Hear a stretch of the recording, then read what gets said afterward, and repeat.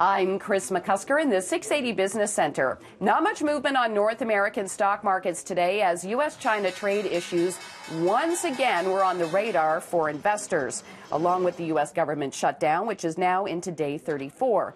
There were a couple of stocks of note. CP Rail moved higher on Bay Street after decent earnings. Shares in Canada Goose dropped by about 10%.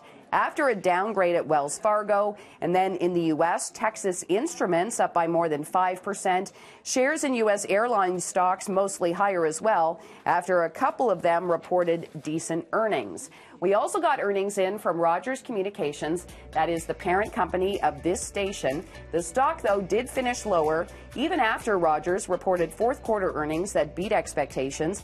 Revenue was $3.9 billion. That was above estimates.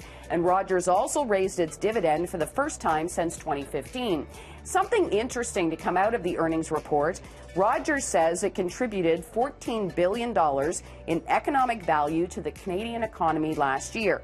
And one area cited is digital infrastructure, with an upgrade to the 4G network and preparations for the 5G network to come. Bragging rights for a couple of Toronto neighborhoods, according to new real estate data.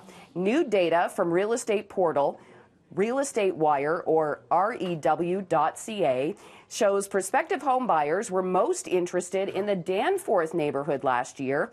It actually beat out Humber Heights in the Royal York and Eglinton area of Etobicoke, which was the most searched area in 2017.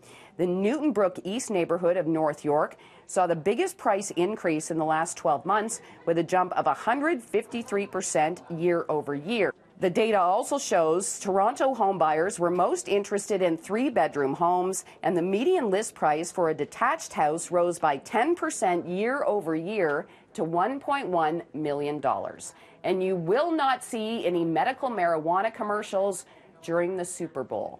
Acreage Holdings, which is backed by the former Speaker of the House in the U.S., John Boehner, says CBS rejected a 30-second TV ad calling for the legalization of medical marijuana.